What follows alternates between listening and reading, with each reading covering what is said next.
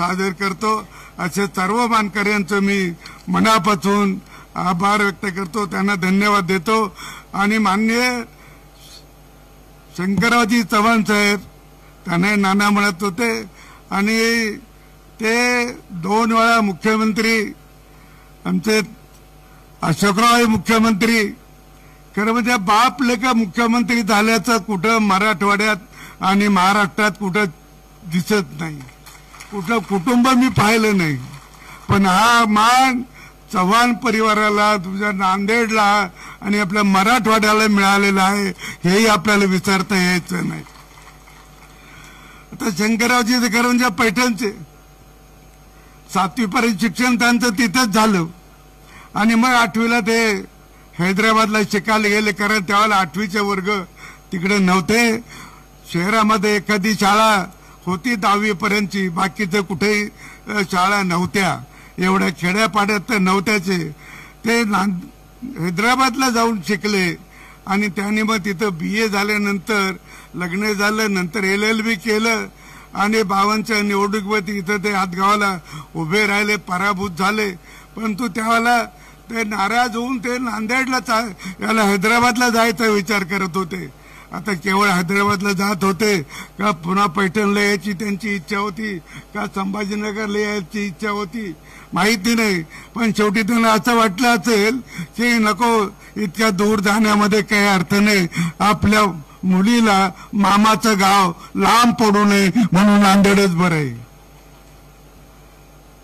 अशोकराव नव्हते त्यावेळेला 52 साली, त्यामुळे आणि सगळ्यांनी आग्रह केला आणि ते इथे राहिलेत आणि मग 57 पासून त्यांना खरं म्हणजे ते इथल्या नगरपालिकेचे अध्यक्ष झाले आणि त्यांना 56 साली यशवंतराव चव्हाणांनी कुठल्या सभागृहाचं सदस्य नसताना सुद्धा त्यांना मंत्रिमंडळात घेतलं आणि त्यांना चांगलं खातं दिलं। मग 57 साली ते निवडून आले, पुढे सतत निवडून येत होते। आणि अनेक जण सांगतात की विशेषतः मी वाचलं, आमच्या मनोहर जोशींचं लेख वाचलं, त्याच्यात आहे की ते 50 वर्ष, जवळपास 50 वर्ष सत्तेत राहिले, फक्त त्याच्यातले 7 तास ते सत्तेत नव्हते असंही त्यांनी लिहिलं।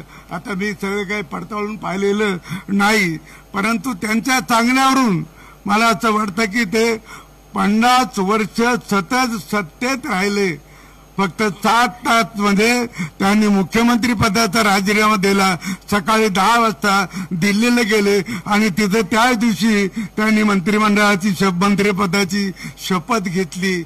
असं ते 7 तासाचा जो काही फरक आहे तेवढाच त्यांच्या जीवनामध्ये, आणि त्यांनी जे काम केलं ते इतकं निष्ठेने केलंय, इतकं प्रामाणिक केलं आणि इतकं कसोटीने आणि उत्तम काम करण्याची त्यांची ती हातोटी होती।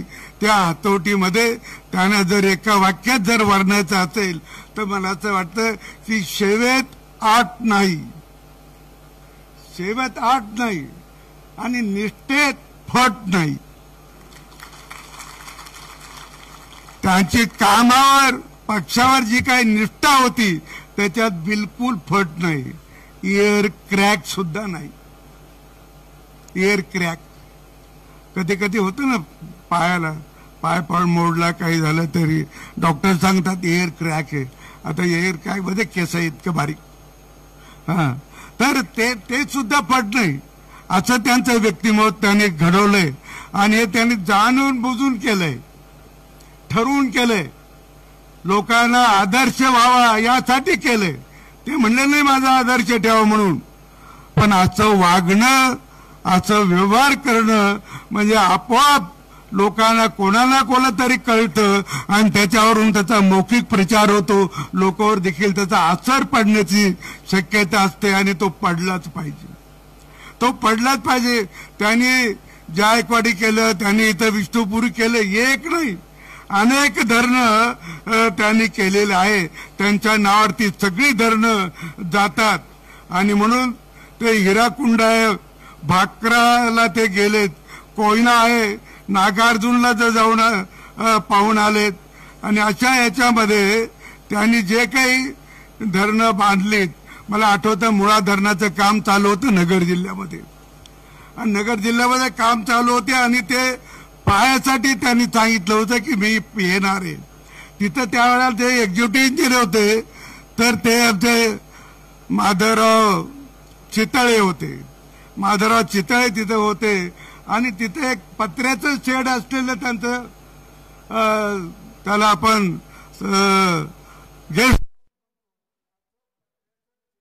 गेस्ट हाऊस मध्ये जाऊन मुक्काम केला. रात्री त्यांनी बराच विचार केला दोघांनी मिळून एकूण पाण्याच्या संबंधित. कारण माधवराव चितळे तुम्हाला माहित आहे की या याच्यावर फार त्यांचा विश्वास होता आणि गाढा अभ्यास पण होता. आणि मग असं त्यांचं मत त्यांनी लक्षात घेऊन ते सगळं केलं. आणि पुन्हा एकदा ते इथून जायचं असेल तर पुणा मार्गे ते मुंबईला जायचे, परंतु कधी कधी ते नगरच्या गेस्ट हाऊसला थांबायचे. एकदा परिवार सगट गेलेत आणि तिथे गाद्या नव्हत्या तिथे.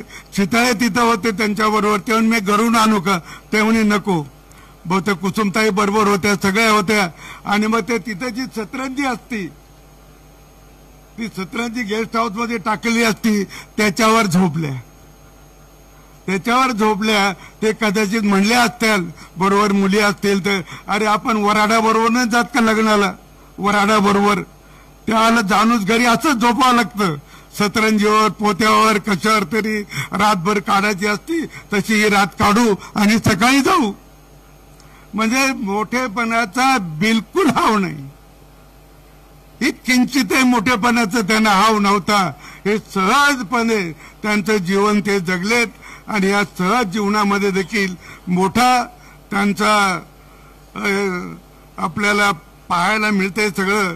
की एकूणच त्यांचं कुसुमताईचं आणखी एक वैशिष्ट्य असं होतं की त्या मुंबईला राहायच्या, रामटेकला राहायचं. रामटेकला मोठा बंगला आहे रामटेक. कदाचित अशोकराव आपण तेव्हा तिथे असाल. पण त्यांची मोठी मुलगी मला वाटतं पुष्पाताई त्या बाळणपणला गेल्या त्या तुमच्या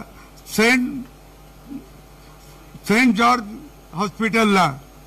आणि सेंट जॉर्ज हॉस्पिटलला बाळंतीण असताना मुलगी तिचा डबा घेऊन कुसुमताई जायच्या आणि रामटेक पासून 3 पर्यंत कदाचित पायी येऊन तिथून ती 106 नंबरची बस पकडून त्या सेंट जॉर्जला जायच्या आणि दोघी मिळून डबा खायच्या आणि मग ती त्या पुन्हा घरी यायच्या.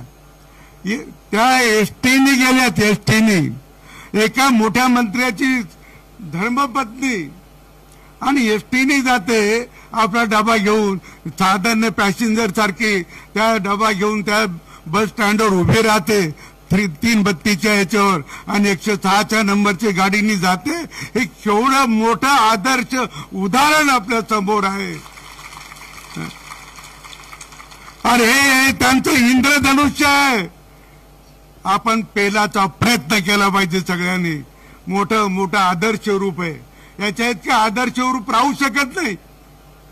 आणि म्हणून अशा प्रसंगाचं आपल्याला जे कौतुक वाटायला पाहिजे ते त्यांना आपल्याला मोठापणा वाटायला पाहिजे की आमच्या इथले नानांच्या धर्मपती अशोकरावच्या मातोश्री इतक्या सहजपणे त्या सरकारचा आमचा काही संबंध नाही. सरकार आहे. ते सरकार ते मंत्री आहे ते त्यांचं बघतील. आम्ही आमचं घर आमच्या पद्धतीने चालवतो. त्याच्यात दुसरी एक गोष्ट आणखी होती. ते पुष्पानेच बहुतेक लिहिलंय. काय लिहिलंय त्यांनी म्हटलं की आमच्याकडे खूप जण यायचे मुंबईत, गावाकडून पाहुणे इकडून तिकडून. त्यांची सगळी सरबसर करायची असते.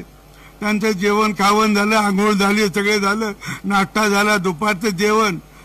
तर त्या म्हणाय की नानाचं तुटपुंज उत्पन्न. काय म्हणलं त्या नानाचं तुटपुंज उत्पन्न म्हणजे त्याच्यात सगळं भागवा लागतं. हे पुष्पाने तिच्या लेखात लिहिलंय. आणि मला असं वाटतं की जो काही त्यांना पैसा मिळत होता, जे काही त्यांचं बजेट होतं ते बजेटमध्ये त्या सगळं भागवत होत्या. आणि तेव्हाच्या लोकांची सवय पण होती, खेड्यापातळीची सवय होती की तेवढ्या याच्यात भागणं. त्यांना सहज म्हणता आलं असतं आम्हाला पैसे जास्त लागतात, तिथं खर्चायला लागतात, पण आहे त्या पैशात आपला संसार करणं. मला आणखी एक गोष्ट तुम्हाला सांगायला पाहिजे होती की ती आहे लाल बहादूर शास्त्रीच्या जीवनातली. लाल बहादूर शास्त्री ज्यावेळेला काँग्रेसच्या ऑफिसमध्ये काम करत होते आणि ते काम करत असताना त्यांना 50 रुपये महिन्याला पगार होता. आणि एकदा त्यांचा मित्र त्यांच्या घरी आला आणि त्यांना शास्त्रीजीने म्हणलं, शास्त्रीजी माझ्या मुलीचं लग्न आहे, मला जर 200-300 रुपयाची मदत करा. तो प्रसंग आहे त्यावेळेचा. 200-300 रुपये म्हणजे आता तर तुम्हाला काहीच वाटत नाही. तर त्या 200-300 रुपयाची मदत करा. शास्त्रीजी म्हणे माझ्याकडचं नाही भाऊ पैसे, माझ्याकडले. तेवढ्या शास्त्रीजीच्या मंडळीने घरातून पैसे आणले आणि ते त्यांना दिले आणि म्हणे द्या, तर त्या मुलीचं लग्न आहे. तर त्याने तर दिले त्या माणसाला पैसे, पण त्यांनी मग मंडळीला विचारलं की तुझं कुठून आले पैसे. ते म्हणे तुम्ही मला 50 रुपये देत होतात, त्याच्यातले 40 रुपयात मी घर महिनाभर चालवते आणि 10 रुपये जपून ठेवले. हे बचत केले 10 रुपये, त्याच्यातले 10 रुपयातलं बचत आहे असं त्या म्हणल्या.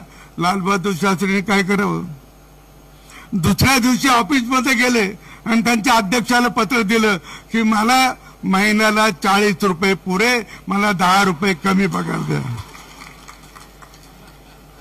कमी पगार द्या. काय अरे कुठली माणसं, कुठला विचार करणारी माणसं. आणि आपण काय विचार करतोय आता, काय त्यांच्यापासून काही थोडंफार जरी आपण घेतलं तरी आपल्या देशाला हातभार लागेल. फार मोठा देश होऊ शकतो. तुम्ही नुसती मानसिकता तयार करा, ही मानसिकता तयार केली पाहिजे. अशा प्रकारचा हा सगळा त्यांचा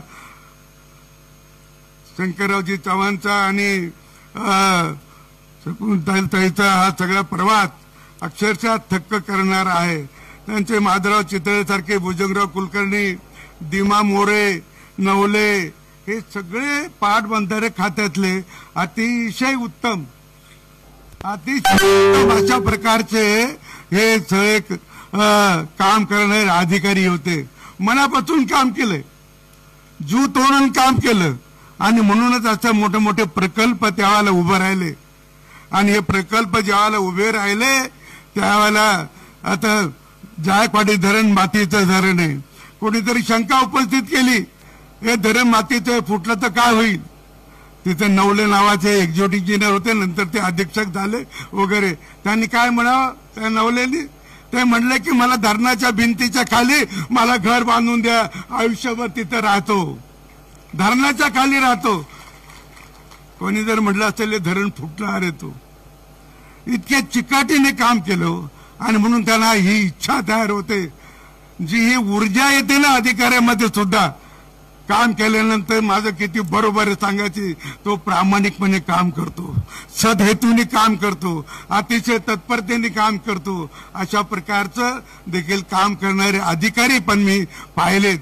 मी तर आणखी एक अधिकारी पाहिलाय, त्याला लोक त्रास द्यायचे, साहेब याची बदली करा, त्याची बदली करा, अमुक करा, मला कॉन्ट्रॅक्ट द्या. तेव्हा बघ मी इथं नोकरीला आलो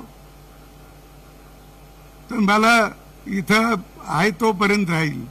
मी घरून येताना वळकडी बांधून येतो, कधी हातात बदलीचा कागद पडेल आणि कधी मी दुसरीकडे जाईल याची मला चिंता नाही. मी सगळं सामान आवरून ऑफिसमध्ये येतो. म्हणजे हे उत्तर द्यायला सुद्धा त्याला मोठं धाडस लागतं अधिकाऱ्याचं. आणि तेच अधिकारी हे देऊ शकतात की ते निस्पृह काम करत असतात. असे अधिकारी हे काम करू शकतात, असं उत्तर देऊ शकतात. आणि म्हणून असे अधिकारी आपल्याला लाभलेत आणि ते आणखी प्रकारे लाभले पाहिजे. शंकररावजी चव्हाण इथे दळणवळण मंत्री होते आणि नांदेडला 1965ला त्यावेळेला इथे नाट्य संमेलन झालं, आठवत असेल नाट्य संमेलन. आणि त्या नाट्य संमेलनाला मोठी गर्दी, शंकररावजी स्वागताध्यक्ष वगैरे इथं होते, स्टेजवर होते. आणि नाट्य संमेलन चालू असताना तेवढ्यात आचार्य आत्रे आले. भले उंच पुरे धड धड धड धड वर आले आणि त्यावेळेला लोकांना काही ओळखू आलं नाही, कोणाला काही नाही. ज्याला ओळखू आलं टाळ्या वाजवल्या, सभागृहात टाळ्या सुरू झाल्यात. आणि तेवढ्यात ते माईक समोर गेले आणि ते म्हणले की मराठवाडा संतांची भूमी आहे, मराठवाडा संतांची भूमी आहे. आणि त्यांच्या बाईला जी धूळ लागली होती ती धूळ अशी झटक्यात केलं त्याने. आणि म्हणे या भूमीमध्ये, या धूळ झटक्यात ते म्हणले, या भूमीने आम्हाला अक्षरशः धूळ चारली.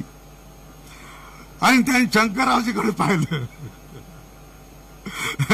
आणि त्यावेळेला मोठा आशा पिकला. सगळ्यांनी प्रचंड टाळ्या वाजवल्या की त्या आत्र्यांच्या या ह्याच्यावर. आणि म्हणून मला असं वाटतं की या सगळ्या ह्याच्यामध्ये आपल्याला पुढे गेलं पाहिजे. हे सगळे प्रकल्प आपण अतिशय चांगले हाताळले पाहिजे. आता खरं म्हणजे त्यांच्याबद्दल खूप काही लोकांनी म्हटलं, परंतु पंडित जवाहरलाल नेहरूंनी काय म्हटलं? पंडित जवाहरलाल नेहरू म्हणले की चव्हाण साहेबांनी महाराष्ट्राला भारताच्या सिंचनाच्या नकाशावर स्थान मिळवून दिले. सिंचनासंबंधी कारण ते शेतकरी कुटुंबातले, शेतकऱ्याला काय लागतं ते माहित आहे. शेतकऱ्याला पाणी पाहिजे, वीज पाहिजे, बाकी मग त्याला सगळं येतं, हा. आणि हळूहळू तो शिकतोय. आणि मग पाणी उपलब्ध करून देणं हे त्याच्या हातात नसतं. आणि म्हणून मला देखील या रोजगार हमीमुळे माझ्या मतदारसंघात मी 20 वर्षात 600 पाझर तलाव करून घेतले, 600. आणि ते आज आहे लोकांना त्याचा उपयोग आहे. गावात 10-12 केलेत.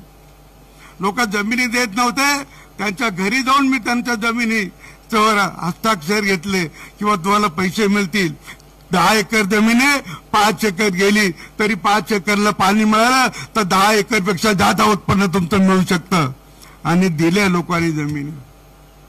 आणि पाझर तलाव झाले, पाण्याचा प्रश्न सुटला, शेतीच्या पाण्याचा काही ठिकाणी प्रश्न सुटला.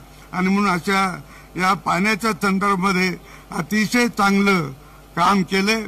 अटल बिहारी वाजपेयींनी पण त्यांच्याबद्दल त्यांची 75वी केली, त्यावेळेला ते पण तिथं उपस्थित होते. आणि म्हणून त्यांनी जो काही शंकरराव यांचे परिश्रम, अटलजी म्हणतात शंकरराव यांचे परिश्रम, प्रामाणिकपणा, त्यांची शिकाऊ वृत्ती शेवटपर्यंत, म्हणजे ते देशातल्या ज्या ज्या ठिकाणी मोठी धरणं होती तिथं सगळीकडे जाऊन आले. कशासाठी गेले? त्यांच्या राज्यात नव्हतं पण ते गेले, ते पाहिलं आपल्या इथे तसं व्हावं, आपल्या इथं असे बंधारे व्हावेत यासाठी पाहून आलेत. आणि त्यांनी तो प्रयत्न केला. म्हणून अटलजी म्हणतात त्यांची शिकाऊ वृत्ती, प्रशासन कौशल्य हे तर वाखाणण्यासारखं आहे, पण त्यांचं निष्कलंक चारित्र्य हे सर्वात महत्वाची बाब आहे. निष्कलंक चारित्र्य कोणीही अजून त्यांच्या केंद्रातल्या 20 वर्ष मंत्रिमंडळात होते, 20 का 22 वर्ष, थोडे तिडके दिवस नाही.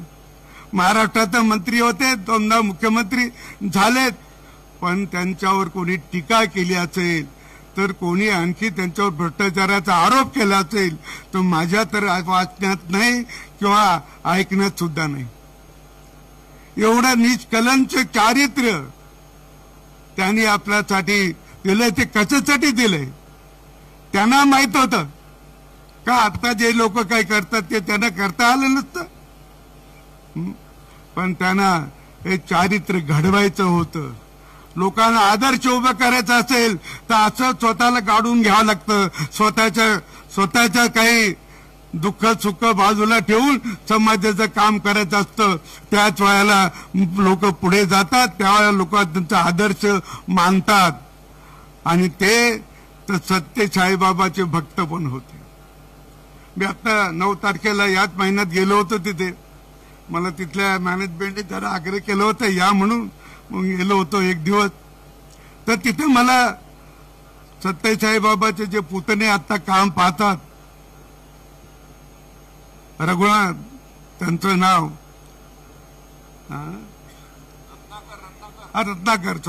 रत्नाकर आणि रत्नाकर त्यांचं ते काम पाहतात. त्यांनी मला सांगितलं होतं की बहुतेक 80च्या साली आणि निवडणुका झाल्या, ते निवडून आलेत आणि साईबाबाच्या दर्शनाला गेले. बाबा जेवत होते, तेवढ्या जेवताच्या बरोबर त्यांच्याबरोबर ते गेलेत, तिथं जवळ गेले आणि त्याने विचारलं, शंकरराव तुम्ही दिल्लीला नाही गेले अजून? तो नाही म्हणे, काही बोलवलं नाही म्हणे. अरे तुमचा नंबर लागणार आहे म्हणे मंत्रिमंडळात. आणि 2 दिवसांनी खरंच त्यांना निरोप आला आणि ते मंत्रिमंडळामध्ये मंत्री झाले. इंदिरा गांधी दुसऱ्यांदा जेव्हा निवडून आल्या 80ला, त्यावेळेची घटना ही आहे. आणि म्हणून या सगळ्या याच्यामध्ये त्यांच्याकडे आणखी एक की ते अयोध्याला गेले होते. ते हे घुमट पडायच्या आधी अयोध्याला गेले होते आणि त्यावेळेच्या सगळ्या वर्तमानपत्रात ती बातमी आली होती. काय ते गेले, त्यांनी पाहिलं, कारण त्याच्या आधी मी एकदा गेलो होतो. मी तर गेलो होतो तो 86 साली आपली लोकलेखा समिती होती. पी.के. अण्णा पाटील धुळ्याचे ते त्या समितीचे अध्यक्ष होते आणि मी त्या समितीचा सदस्य होतो. त्यामुळे त्याने एक टूर काढला आणि गेलो होतो आम्ही अयोध्येला. त्यावेळेला ते सगळे तसेचे तसं आत आम्ही पाहिलेलं होतं. रामलल्लाची मूर्ती पण तिथं पाहिलेली होती आणि शंकररावजी गेले तेव्हा रामलल्लाची मूर्ती पण होती आणि तिथं काही फारशी व्यवस्था पण नव्हती आणि त्यामुळे स्वाभाविकपणे त्यांनी विचारलं, अरे मस्जिद कुठे आहे इथं? तर ते कोणी म्हणलंच नाही, मस्जिद नाही, एवढंच आहे म्हणे. हे 3 दिसतात ना घुम्मट, हे एवढंच त्याला म्हणतात. ते त्याला मस्जिद म्हणतो पण ते खऱ्या अर्थाने घुम्मट होते. आणि त्याचा खरं म्हणजे 49 पासून त्याला कुलूप होती आणि ती कुलूप नंतर राजीव गांधी पंतप्रधान झालेलं उघडली.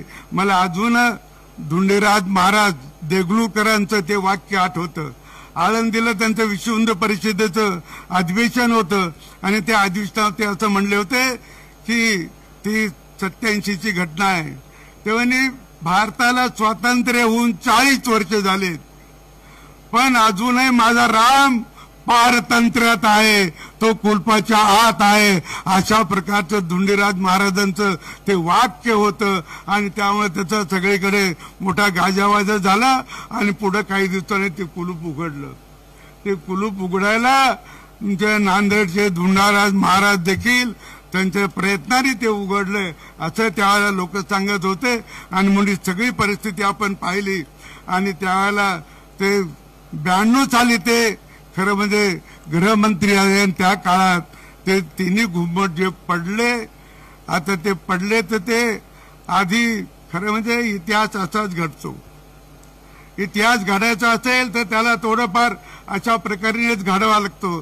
तो इतिहास घडला नसता 92चा तर रामलालाचं मंदिर आणि रामलल्लाचं मंदिर आज आपल्याला दिसलंही नसतं, अयोध्येचं भव्य दिव्य मंदिर दिसलंही नसतं.